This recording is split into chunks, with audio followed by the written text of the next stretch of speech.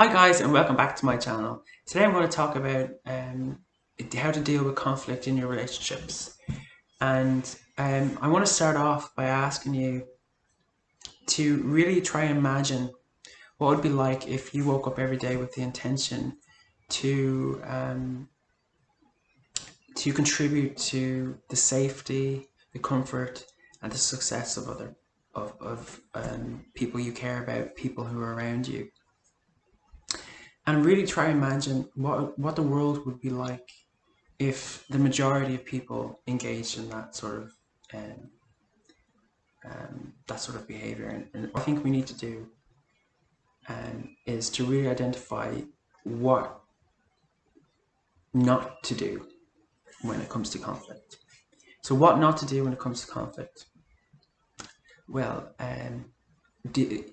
react to conflict, or react to other people's aggression, or other people's stress, or they might be blaming you, they could be criticizing you, they could be crying and it's irritating to you, or for example, if it's a child and you're a parent, what do you do in those situations? Well, you don't react in a way that's aversive, or you don't react with aversive. It's like you're fighting fire with fire. It just makes the fire bigger. So a lot of the time, people do this. They use aversive behavior to control aversive behavior, or to bring aversive behavior to a close. So when someone starts an argument with somebody else, that other person reacts negatively to the person starting the argument, which makes the conflict go back and forward. And but it's not anybody's fault if you do this. Everybody does it. We've evolved to do it. We've evolved to react in a fight or flight response to stress, and that fight is really what we're talking about. We're counterattack is what we're talking about here. Or what do we do if that's not the approach that we should be taking? Well, what you could do is work on being patient, work on being open to other people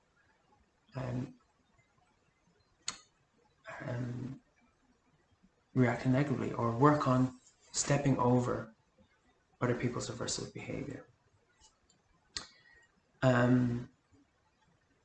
Just like a mother would hold a crying baby to kind of comfort and care for that child, to bring the crying baby to stop crying, basically.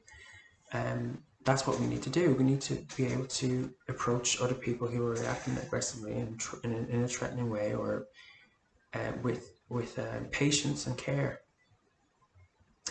Because you will find that if you react in those ways to people who are aggressive, or who are sparking a conflict, you will find that actually that increases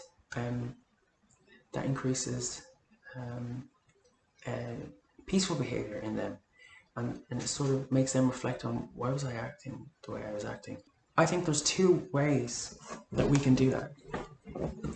And one of them is to go, when you're going about your day, really, stop and take notice of how other people are doing.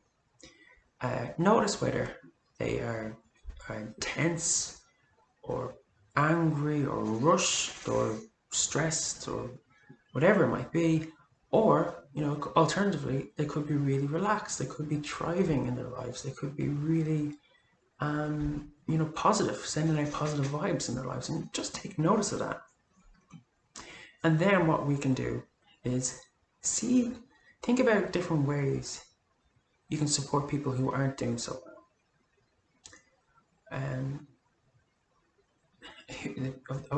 Of the people around you, think about ways that you can help them.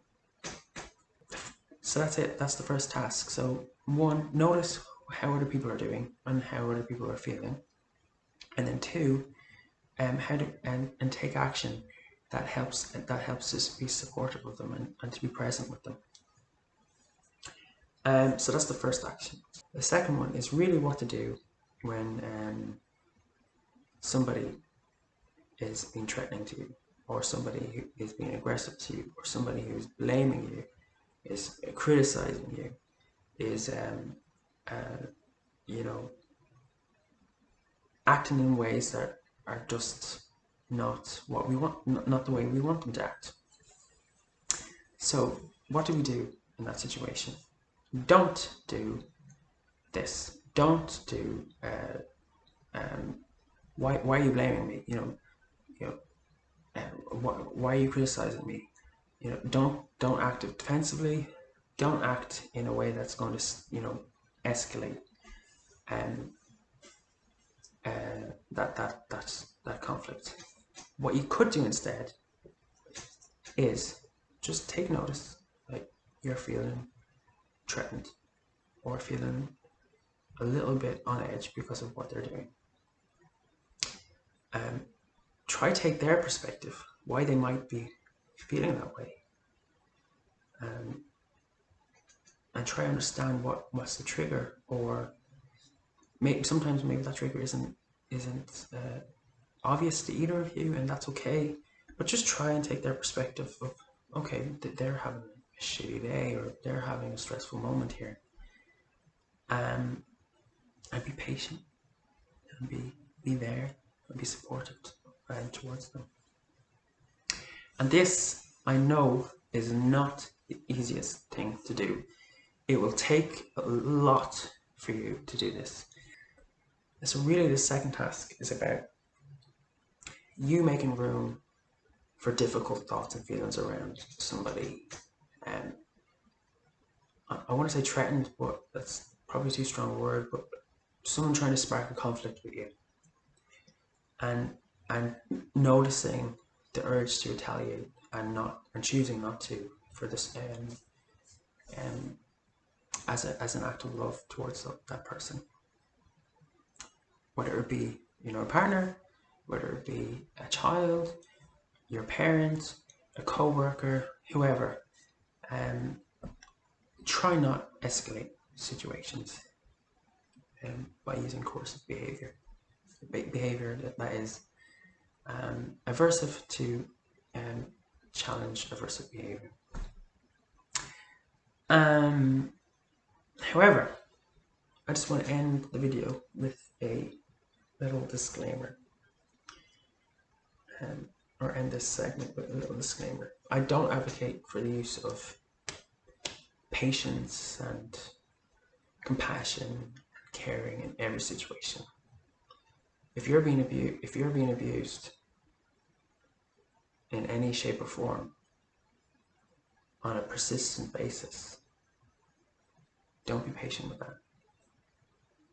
Get out of that situation as much as you possibly can, and don't apply patience and mindfulness and compassion to abuse. Just don't. So just before I end the video, I just want to make reference to the book that I took most of this information from. It's called The Nurture Effect by Anthony Biglan. I'm going to leave a link for it down below or on the screen, and I just think it's a really good book that talks about how we can apply behavior science to improve people's lives and improve the world, and really get the best out of people by setting up environments in particular ways. And yeah, so if you're interested in that, check it out.